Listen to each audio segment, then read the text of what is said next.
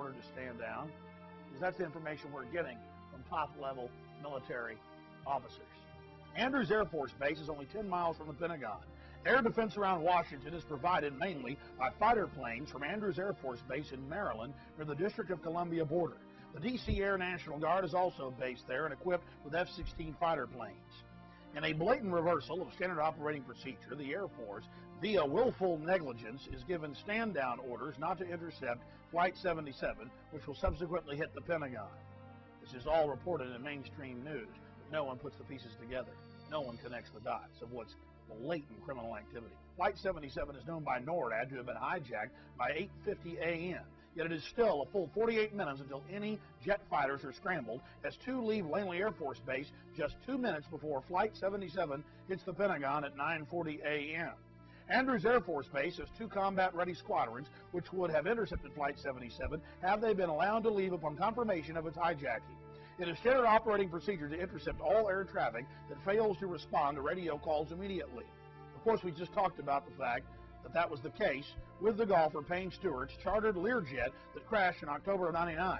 F-16 fighter jets, without the need of the presidential mandate, and intercepted the aircraft within 21 minutes. This represents willful, coordinated negligence between the FAA, NORAD, and the Pentagon, who also track all aircraft.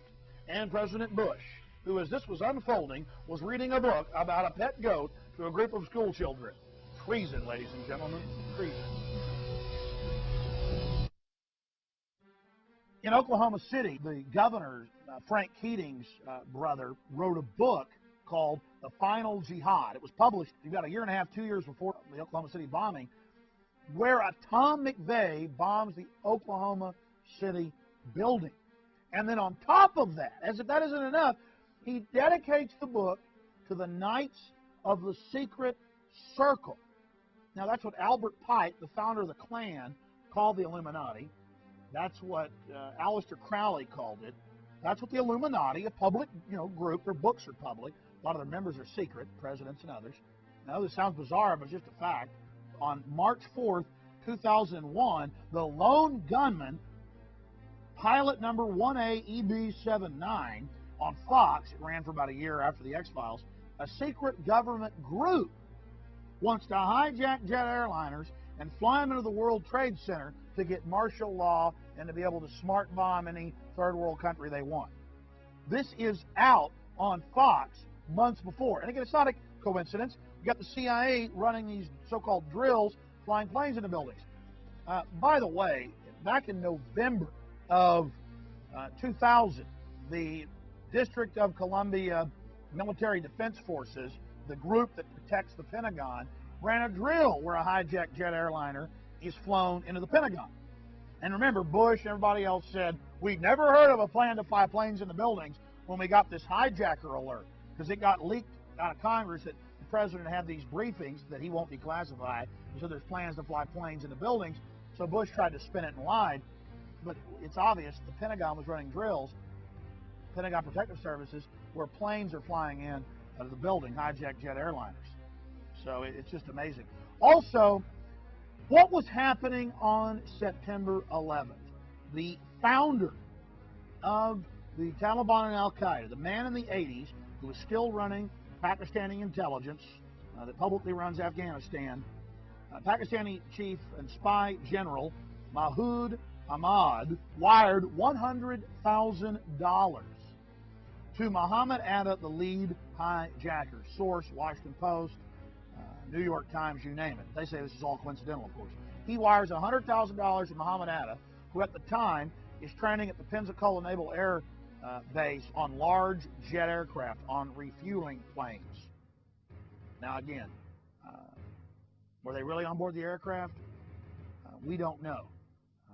We just know that the government was intimately involved in their training, and that they were seen and videotaped, men that looked like them at the airports. But what we do know is this general, this Pakistani spy chief, is here in the United States after he wires $100,000 to the so-called head hijacker, Muhammad Atta.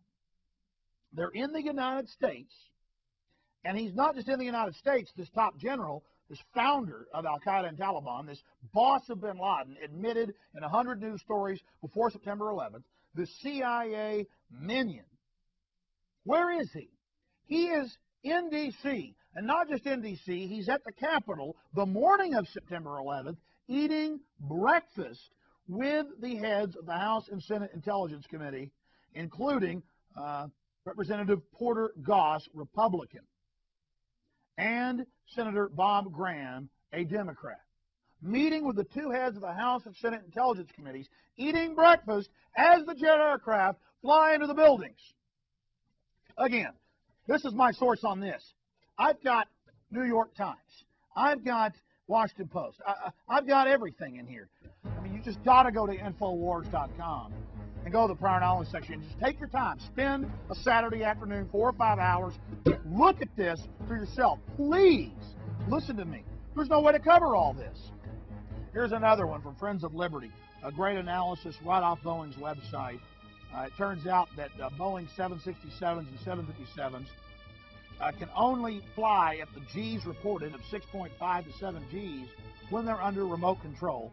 And only 767s and 757s come standard with remote controlled Global Hawk type systems that only NORAD pilot and control. They have a fly-by-wire system in them where you can only, a pilot can only fly them with the controls at 1.5 Gs. That's in case they hit a gust or turbulence and he bumps into the stick, the plane doesn't, break grandma's neck. And this is a detailed report. Again, you really should go to Infowars.com and you can read the entire report for yourself, ladies and gentlemen. Now, here's where it gets really serious. FBI claims bin Laden inquiry was frustrated. And in my book, I have portions of this declassified, it was never declassified, it was leaked document to the BBC. And I interviewed BBC top Newsnight investigative reporter Greg Palast, who interviewed some of the chiefs, top folks there at the FBI, who are now dead, of course.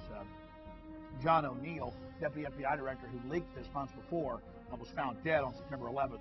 His uncharred body found in the rubble of the World Trade Center. And he also talked to the foreign press before he died, mainstream foreign press, and said the government's going to allow bin Laden to attack for a pretext for war to get an oil pipeline. Bush took FBI agents off bin Laden family trail. America was itself to blame for the events of September 11th because the U.S. administration was using kid gloves in tracking down Osama bin Laden and other fanatics linked to Saudi Arabia. A special BBC investigation has reported in a damning indictment of the two President Bushes and American foreign policy. The report, which the BBC reported, is numbered 199 eyes only, WF213589, emanating out of the FBI's Washington field office. John O'Neill died to report this information to you. FBI Deputy Director John O'Neill released this before resigning, and then he was murdered and his uncharred body thrown into the wreckage of the World Trade Center, and one of the supposed hijackers' passports was found laying right next to him. That was reported by the New York Times. They don't say there's any conspiracy here. It's all coincidental that this happened. FBI and U.S. spy agents say Bush spiked bin Laden probes before September 11th. Here's from Greg Palast, BBC website. You can go to my website and read a transcript of my interview with him and all the documents. Here's another one. FBI claims bin Laden inquiry was frustrated. U.S. agents told to back off bin Ladens by George W.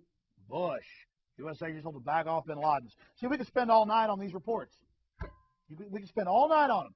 This is all confirmed. Bush thwarted FBI probe against bin Laden from AFP Newswire out of London. Again, AFP, ladies and gentlemen. Bush thwarted FBI probe against bin Laden. Here's another one out of the French news agency and French radio, confirming, interviewing dozens of eyewitnesses, bin Laden treated for kidney disorder in Dubai. Report. Osama bin Laden, for 10 days, met from July 4th to July 14th with the CIA section chief in Dubai. He had flown by air out of Quetta, Pakistan, to the south of Saudi Arabia to meet in Dubai with the CIA section chief while he was on kidney dialysis for 10 days. Hospital officials reported. A lot of this even came out in the foreign news before September 11th. Why is this wanted guy that supposedly bombed the coal and bombed these embassies, why is he there at the U.S. hospital. It's called the American Hospital because it's mainly for Americans there in Dubai.